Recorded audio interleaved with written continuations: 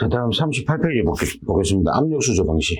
자, 압력수조 방식은, 여기 보시면, 이 방식은 거의 없다고 보시면 되는데요. 물 3분의 2, 요거 물 3분의 2, 그리고 공기 3분의 1 저장해서 이 압축 공기에 의해서 요렇게, 송수하는 장치를 말합니다. 그래서 압력수조 방식 요런 게 있다. 이렇게 보시면 되고요. 물이 3분의 2, 공기가 3분의 1. 그리고 여기 보시면, 여기 보면 메뉴에 압력수조에 설치해야 될 부속장치 해가지고, 이게 이제 자주 물어보지는 않고요. 이때까지 한 두세 번 정도 나왔을 겁니다. 나왔는데, 이게 이제 지금 8가지이기 때문에 이게 8점짜리로 나오진 않거든요. 8점짜리로 나오진 않고, 비교해서 이렇게 나온 적이 있는데, 그냥 수위계, 그죠? 수위계가 뭡니까? 물이 얼만큼 차 있는가? 그죠? 그리고 급수관, 이 압력, 탱크 안에 물을 급수해야 될 거 아닙니까? 그죠? 우리 물올림 수조처럼 15mm 배관에서 급수하듯이. 그리고 또 안에 있는 거 청소라든지 수리를 위해서 물을 또 뺄 때가 있잖아요. 그럼 배수관이 있어야 되겠죠. 그죠? 그리고 급기관은 뭡니까? 급수관은 물. 3분의 1은 공기라고 했으니까 공기 채워넣는, 압축 공기 채워넣는 급기관도 있어야 되고. 그죠? 그리고 압력계가 당연히 있어야 되겠죠. 탱크 내부에 압이 있는지 정상인지 아닌지 우리가 판단해야 되니까. 그리고 또 안에 압축 공기가 들어가 있으니까 안전장치도 필요하고, 그리고 자동식 공기 압축기. 공기가 들어갔을 때 뭡니까? 컴프레셔 같은 걸로 이렇게 압을 쭉 채워 넣어 줄 수 있는 자동식 공기 압축기도 있어야 되고, 그 다음에 맨홀 뚜껑이 있어야 된다. 점검하기 위해서.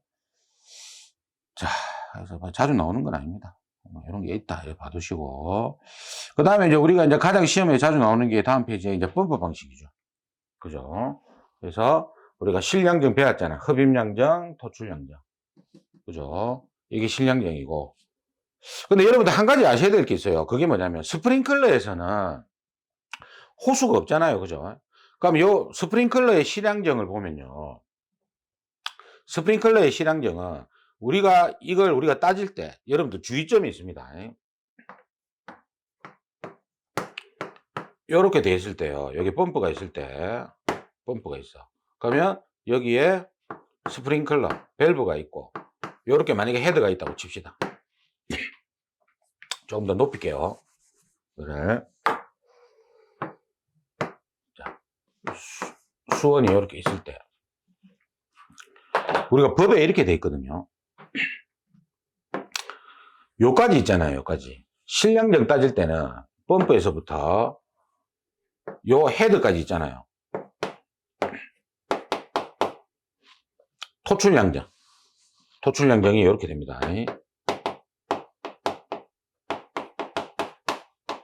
토출량정이 최고위 살수장치 이렇게 돼 있어요. 이렇게 돼 있습니다. 그러니까 최고위 살수장치라는 게 뭐예요? 물이 나오는 장치잖아. 그죠? 헤드까지입니다. 그런데 이게 어떻게 돼 있냐면, 일제 개방 밸브 있죠? 이게 뭡니까? 이게 개방형 헤드를 사용하는 일제 살수 설비입니다. 이놈은 법에 이래 돼 있어. 그 밸브까지 이래 돼 있습니다. 밸브까지. 요까지가 토출량정이 되는 거예요. 주의점입니다. 이거는 그렇게 자주 나오는 건 아니라, 이때 한두 번 나왔는데, 우리 책에도 이 문제가 있어요. 있는데, 우리가 스프링클러가 뭐가 있습니까? 습식, 건식, 준비작동식, 일제살수식, 부합식이 있다 있잖아요. 그럼 이 중에서 개방형을 사용하는 게 일제살수식 하나 아닙니까? 나머지는 다 폐쇄형이거든요. 그러면 5가지 중에서 4가지는 요 헤드까지 높이를 토출량정으로 보고요. 그 다음에 일제살수식 설비, 일제 개방 밸브를 사용하는 거는 그 밸브까지라고 돼 있어. 토출량정이. 요 밸브까지 이렇게 되어 있습니다. 그 다음에 또 한 가지 봐야 될 게 요겁니다. 수원이 있잖아요. 수원. 문제에서, 자, 헤드가 이렇게 있어요. 요까지 높이가 40m. 그러면 토출 양정이 40m가 해당이 되잖아. 그죠? 토출 양정만. 여기서 요까지 높이가 5m다. 이렇게 돼 있어요. 일부러 이렇게 줍니다. 그러면 문제에서 실양정의 몇 프로 마찰 손실은 H2 값 있잖아요. 배관의 마찰 손실은 실양정의 몇 프로 이렇게 나옵니다. 20%, 25% 이렇게 나오면 요까지 높이입니다. 요 5m는 더하면 안 돼요. 요 수조까지 높이는 5m는 일부러 준 겁니다. 그러니까 40m에서 곱해야 돼. 이거 뭔 말인지 아시겠죠? 그러면 요 5m는 어떨 때 또 어떻게 문제가 나오냐면 자연 낙차 압력의 몇 프로 이렇게 또 나올 때가 있어. 자연 낙차는 여기서부터거든요. 요 펌프까지, 요까지를 자연 낙차를 한다 아닙니까? 요까지를. 그러니까 5m를 더해주는 경우는 문제에서 자연 낙차 압력이라고 나왔을 때, 실량정이라고 나왔을 때는 요 헤드까지 높이를 말하는 거고, 일제 개방 밸브는 요 그 밸브까지 높이를 말하는 거고, 문제에서 자연 낙차 압력의 몇 프로라고 나오면 요 5m를 더해줘야 됩니다. 그때는. 그때 요 40m하고 5m, 45m하고 차이점이 있는 거예요. 그러니까 조건을 잘 봐야 돼. 배관의 마찰 손실은 실량정의 몇 프로라고 하면 헤드까지 또는 그 밸브까지가 되고, 자연 낙차 압력의 몇 프로라고 하면 여기 있는 5m까지 더한 값. 그죠? 자연 낙차는 여기서부터 요 펌프까지 요까지입니다. 요까지. 지면까지 요까지. 요까지. 요 펌프까지 요까지 높이를 자연 낙차를 하지 않습니까? 그죠? 요거를 주의해야 된다. 스프링클러에서. 자, 그거 하나 주의하시고. 그러면 이거는 이제 나머지는 뭐 우리가 다 필요가 없는 거고, 실량정, 흡입량정, 토출량정. 그죠? 흡입량정이 없으면, 요 놈이 없으면 토출량정 요거놈만 실량정이 되는 거예요. 있으면 요걸 더해주면 되고. 자, 그 다음 펌프 송수 불능의 원인 해가지고 물어보는 게 있어요. 자, 펌프를 돌렸는데 펌프가 안 도네. 그러니까 펌프가 돌긴 도는데 뭡니까? 송수가 안 되네. 펌핑이 안 되네. 물이 안 나오네. 이 말 아닙니까? 그죠? 그럼 이 경우에는 원인을 쓰라 이렇게 나옵니다. 그럼 봐보세요. 우리 이 원인이 여러 가지가 있습니다. 펌프가 물을 토출을 못 시키는 기라. 자기 토출을 못 시켜. 그러면 일단 첫 뭐겠어요? 일단 요 배관이 막히면 뭡니까? 토출이 안 되잖아요. 근데 문제에서 이렇게 아마 나올 거예요. 정기적인 원인은 제외해라. 그럼 이 말은 펌프는 정상적으로 돈단 말이거든요. 펌프는 정상적으로 도는데 물이 안 나와. 이 말이거든. 그러면 일단 흡입축 배관이 막힘. 이것도 답이 될 수가 있잖아. 여기 지금 스트레이너 막힘 돼 있잖아요. 그 다음에 여기 있는 뭡니까? 개폐 표시형 밸브가 잠겨 있다. 이것도 해당이 될 끼고. 후드 밸브가 막혀 있다. 이것도 답이 될 거 아닙니까? 맞죠? 그럼 일단 안 나오잖아. 물 자체가. 그죠? 송수가 안 되니까. 그 다음에 토출 압력이 불충분하다. 펌프가 이제 불량이다. 이 말이에요. 전격 토출 압력이 부족해서 펌핑이 안 된다. 그리고 MPSH 유효 흡입 양정이 부족하다. 우리 팬이 많아야 되는데 적군이 너무 많은 거라. 그죠? 이럴 경우에 펌프 송수 불능의 원인이다. 그러니까 이런 문제는 뭡니까? 그냥 답만 외워갖고는 힘들잖아. 그죠? 그래서 이 시스템에 대해서 아셔야 됩니다. 그러니까 개통도라는 거는 시험에 나오고 안 나오고를 떠나서 우리가 여러 가지 방면에서 뭡니까? 시스템을 이해해서 문제를 풀 수 있다. 최근에 나온 문제는 이런 거 부속품, 명칭 쓰라 이런 것도 나왔잖아요. 그죠? 개통도 그려놓고. 그래서 이런 원인이 있다. 자, 그 다음에 참고 봐봅시다. 실제 이건 참고가 아니고 중요입니다. 중요. 자, 옥내 소화전 설비 전량전 계산할 때 알아야 될 거. 우리가 H1, H2, H3 플러스 17m 해주지 않습니까? 그때 소방호수의 마찰 손실은 이거 이제 수리 계산할 때 이게 나오거든요. 호수의 마찰 손실은 호수 길이가 주어질 거예요. 15m로 주어집니다. 보통 15m 곱하기 호수가 1개인지 2개인지 주어져요.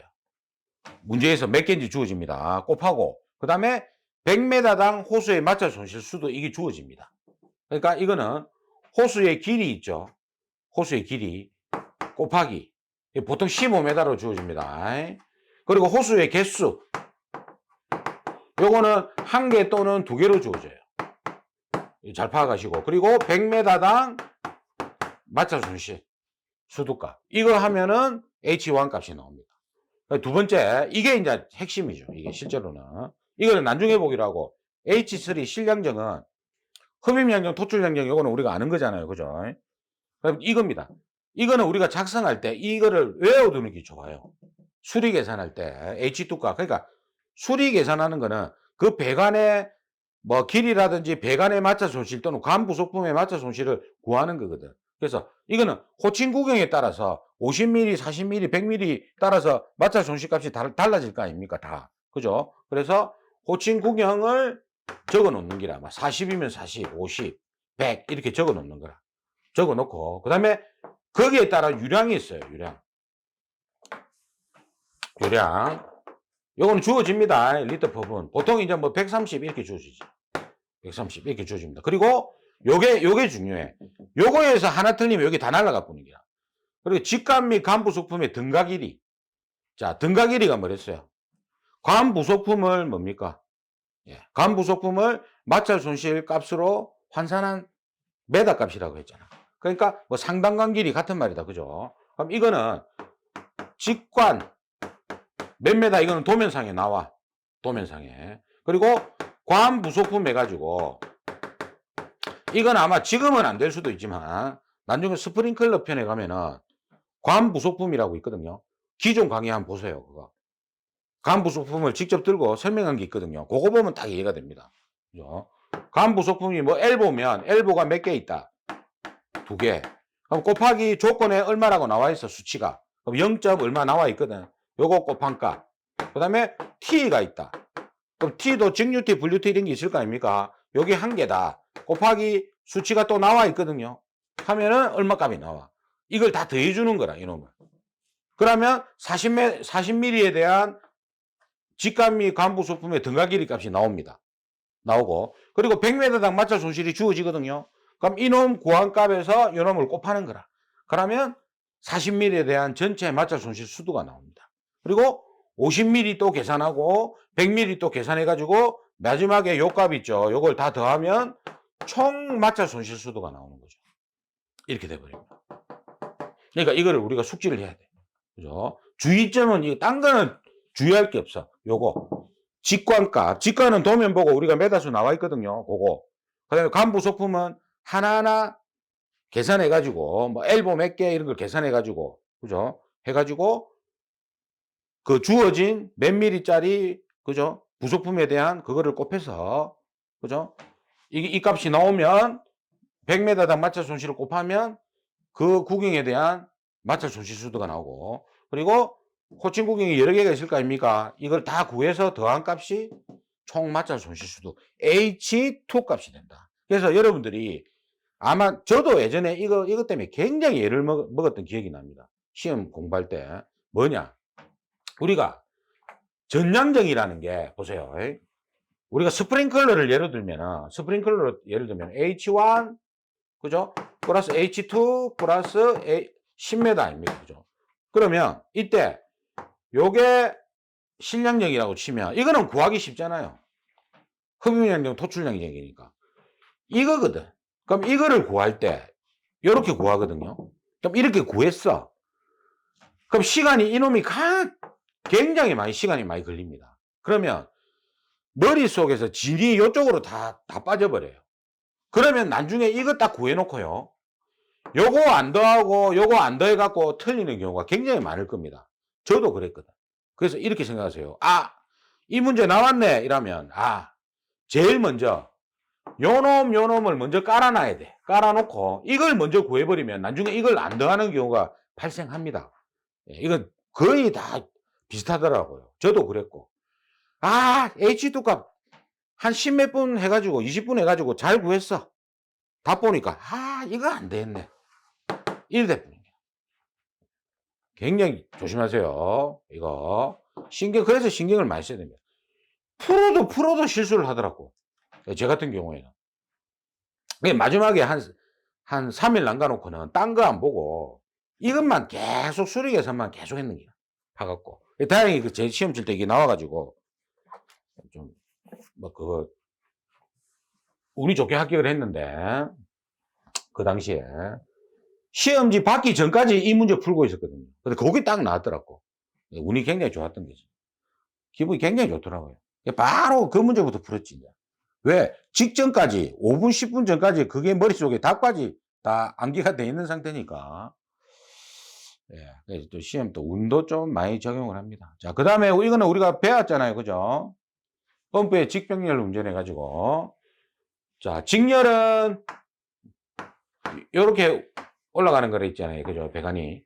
이렇게 잘 안 한다. 그죠? 이렇게 안 하는 이유는, 병렬로 연결하는 이유는 충합펌프하고 이렇게 연결하는 이유는 요 놈이 양정이 100m고 요 놈이 100m면 직렬로 되면 이게 200m가 돼버린 거야. 이러면 배관 다 터지거든. 그죠? 이거는 병렬로 운전하면 양정 H는 그대로라. 그대로. 그죠? 그래서 병렬로 하는 거야. 그죠? 그래서 대신에 토출량은 2배가 된다. 이거 제가 60lpm짜리 쓴다 했잖아. 국내에서는. 그죠? 이게 또 과하다. 그죠? 이게 만약에 2400이면, lpm이면, 유량은 2배가 돼도 뭡니까? 크게 문제가 되지 않는다. 그죠? 그래서, 직렬 운전할 때는 양정이 2배가 된다. 유량은 그대로고, 그리고 펌프 병렬 운전할 때는 유량이 2배가 된다. 그죠? 충합 펌프는 소합 펌프가 아니잖아요. 그죠? 그래서 병렬로 연결한다. 시험이 굉장히 자주 나온다. 그리고 펌프의 분류, 이것도 제가 간단히 설명드렸어. 이건 딴 거 볼 필요 없고 원심 펌프만 보면 된댔지. 자, 뭐랬습니까? 원심 펌프에는 볼류트 펌프와 터빈 펌프가 있다. 이 내용 아닙니까? 이거. 자, 뭐가 비싸다? 터빈 펌프가 비싸게 보이죠? 뭐 비쌉니다. 비싸니까 안내깃이 있다. 그죠? 안내깃이 있는 펌프, 터빈 펌프. 그리고 터빈이 세게 느껴지죠. 우리가 세다고 이야기하면 압력이 세다. 압력이 세단 말은 뭡니까? 양정이 높다. 이거와 똑같은 말이지.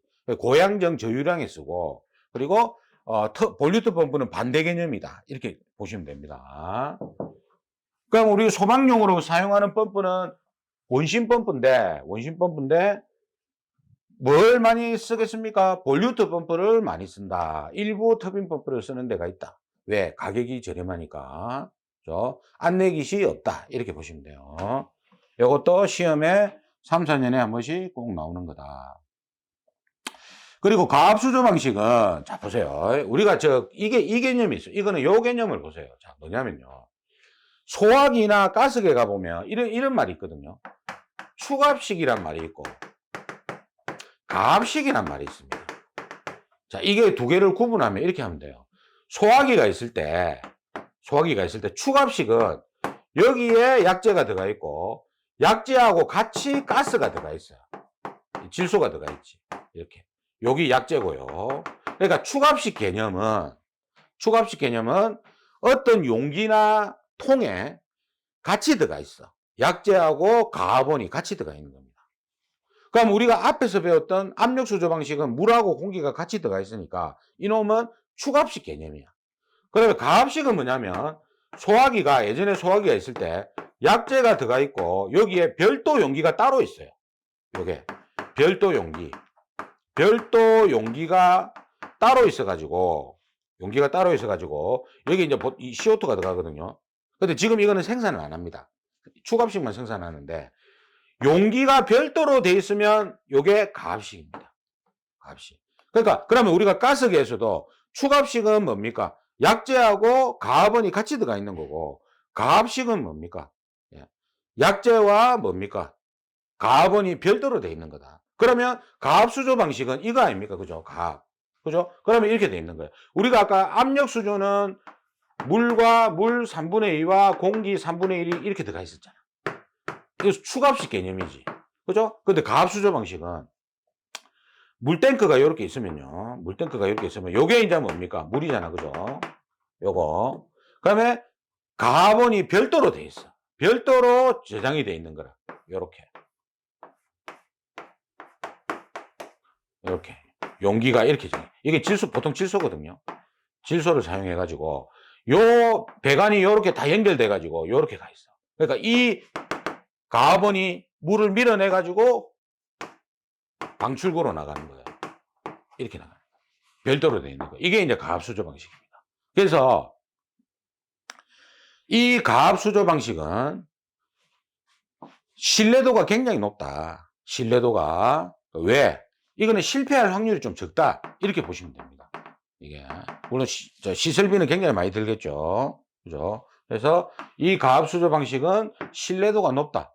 그래서 뒤에 우리가 옥상 수조 제외에 가면 이 말이 나오거든요. 신뢰도가 높으면 페일 세이프, 실패할 확률이 적다. 이제 그렇게 생각하세요. 가압 수조는 실패할 확률이 적다. 신뢰도가 높다.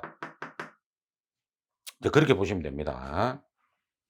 자, 가스만 들어가면 물론 이제 밀어내니까 뭐 별다른 뭐 전기장치라든지 이런 게 필요가 없지 않습니까? 펌프는 전기 떨어지면 안 되니까. 그죠? 예, 그런 것보다 가압 수조 방식이 있다. 그래서 정리하면 가압 송수장치 얘는 네 가지가 있다. 네 가지를 쓰라. 이라면 펌프. 우리 가장 많이 쓰는 펌프. 그죠? 펌프 방식. 그다음에 고가 수조 방식, 압력 수조 방식, 가압 수조 방식이 있다. 그죠? 이렇게 보시고. 자, 그 다음은 감압장치의 종류 한번 볼게요. 자, 감압장치의 종류는 이거는 시험에 이때까지 다 세 가지 쓰는 것만 나왔습니다. 이 중에서 여러분들이 선택해가지고 우리가 0.7 초과하면은 감압장치 설치하라고 기준이 있었잖아, 앞에. 그죠? 그것처럼 감압 밸브 방식 해가지고 요즘에 이제 가장 많이 쓰는 밸브를 배관에 설치해가지고 예, 감압시키는 방식. 이게 감압 밸브 방식입니다. 배관 도중에 감압 밸브를 설치하는 거예요. 설치하고 고가 수조 방식은 건물 옥상에 고가 수조를 설치하고 저층부에 대하여 0.7을 초과하지 않는 범위 내에서만 시공을 하는 거라. 그러니까 0.7 넘어갈 것 같으면 끊어부는 기라. 거기서 그 방식이 있고 이렇게는 안 하겠죠. 감압 밸브를 쓰는데 일단 이런 게 있고 전용 배관 방식. 자, 이거는 이제 고층부와 저층부를 구분해 가지고 0.7 안 등겠고 별도로 이렇게 한다. 이렇게 보시면 됩니다. 자, 그 다음에 중계 펌프 방식, 이제 부스터 펌프 방식인데 이거는 건물 중간중에 중계 펌프, 부스터 펌프를 설치해 가지고 별도로 설치해서 뭡니까? 안 넘어가게끔 만들어 주는 거예요. 중간중간에 이렇게 설치해 가지고 0.7까지만 딱 되게끔 중간중간. 돈이 많이 들어가겠지, 그지? 근데 이런 방식은 그냥 이론에만 있는 거고요. 어떻게 이거를 수조를 중간중간에 설치합니까? 그죠? 그래서 가장 많이 사용하는 게 요겁니다. 5번 감압용 오리피스. 그러니까 감압용 오리피스라는 거를 앵글 밸브 있잖아요. 방수구 거기다 설치를 그냥 부착을 합니다. 이 가격을 얼마 안 하니까. 그래서 이제 개별적으로 감압한다고 보시면 돼요. 이렇게. 그래서 여러분들이 요 중에서 세 개는 무조건 숙지하세요. 시험에 굉장히 자주 나옵니다. 이거. 자, 감압 밸브 방식, 고가 수조 방식, 그죠? 그 다음에 뭐 있습니까? 전용 배관 방식, 중계 펌프 방식, 그 다음에 감압용 오리피스 방식. 이 중에서 세 가지를 무조건 숙지를 해 가시면 됩니다. 자, 그 다음에 옥내 소화전 설치 기준은 조금 요거 쉬었다가 하겠습니다.